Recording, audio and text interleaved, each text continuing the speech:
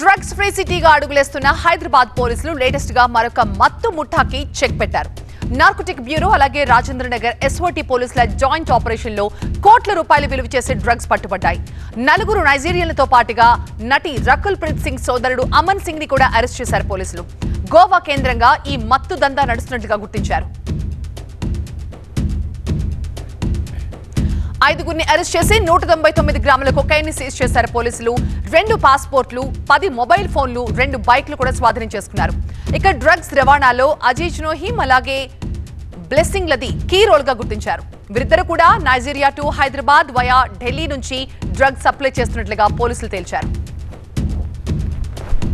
Ride లో మొత్తము 5 members ని అరెస్ట్ చేయడం జరిగింది. దీంట్లో 2 నైజీరియా వాళ్ళు, తర్వాత 3 మన దగ్గర వాళ్ళు. ఈ 5గురిని అరెస్ట్ చేసిన తర్వాత వాళ్ళ దగ్గర 199 గ్రామ్స్ కొకైన్, తర్వాత ఆ నైజీరియా వాళ్ళ పాస్పోర్ట్స్, 2 2 వీలర్స్, 10 సెల్ ఫోన్స్ కూడా సీజ్ చేయడం జరిగింది. డివైన్ ఎబుకా సుజీ అని అతను నైజీరియన్ అతను ఇప్పుడు ఇంకా పరారీలో ఉన్నాడు. అతని యొక్క మెయిన్ కీ అసోసియేట్ అనుహా బ్లెస్సింగ్ అని ఒక లేడీ, ఈమెను అరెస్ట్ చేయడం జరిగింది. ఈమె ప్రీవియస్లీ ధూల్పేట పోలీస్ స్టేషన్ లిమిట్స్లో కూడా ఒక కేసులో డ్రగ్ కేసులో ఉంది. ఆమె అరెస్ట్ అయ్యి బెయిల్ మీద ఉంది ఆ కేసులో. ఇప్పుడు ఆమెను ఇంట్రాగేట్ చేసిన తర్వాత వచ్చిన ఇన్ఫర్మేషన్ బట్టి చూస్తే 20 టైమ్స్ ఇప్పటి వరకు ఆమె హైదరాబాద్కి డ్రగ్స్ తీసుకొని వచ్చిందని అర్థమైంది.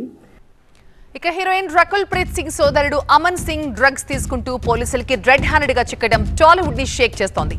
అమన్ సింగ్ అరెస్ట్ అనంతరం అతని నుంచి శాంపిల్ సేకరించి ల్యాబ్ కి పంపించారు.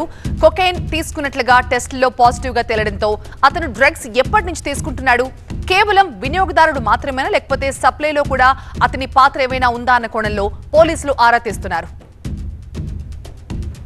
ముందు ఫస్ట్ నైజీరియా నుంచి వచ్చిన తర్వాత ఢిల్లీ నుంచి మన దగ్గరికి తీసుకొని వస్తారు.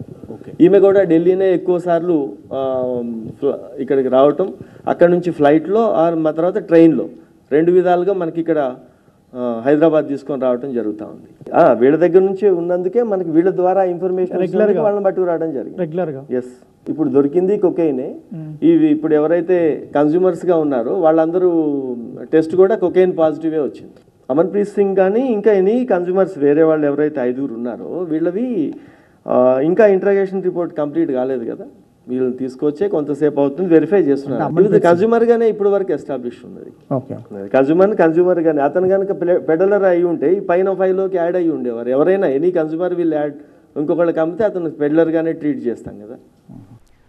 పోలీసులకు చిక్కిన 5గురిలో 2 నైజీరియన్లు, 3 లోకల్స్ ఉన్నారు. మొత్తం 13 మంది సభ్యుల ముఠాలో 5గురు మాత్రమే చిక్కారు. మిగతా వాళ్ల కోసం గాలిస్తున్నామన్నారు పోలీసులు. వీళ్ళంతా ఎప్పుడు కలిశారు, ఎన్నాళ్లుగా డ్రగ్స్ బట్వాడా చేస్తున్నారనే కోణంలో కూపీ లాగుతున్నారు. ఇక పరారీలో ఉన్న వాళ్ళ గురించి సమాచారం ఇస్తే 2 లక్షల రివార్డు ఇస్తామంటున్నారు రాజేంద్ర నగర్ డీసీపీ శ్రీనివాస్. ఈ ముఠాలో మొత్తం 13 మంది సభ్యులు ఉన్నట్లుగా అనుమానిస్తున్నారు. డ్రగ్స్ దందాలో ఎవరున్నా ఉపేక్షించేది లేదని, డ్రగ్స్ కట్టడికి అన్ని రకాల చర్యలు తీసుకుంటున్నామన్నారు పోలీసులు.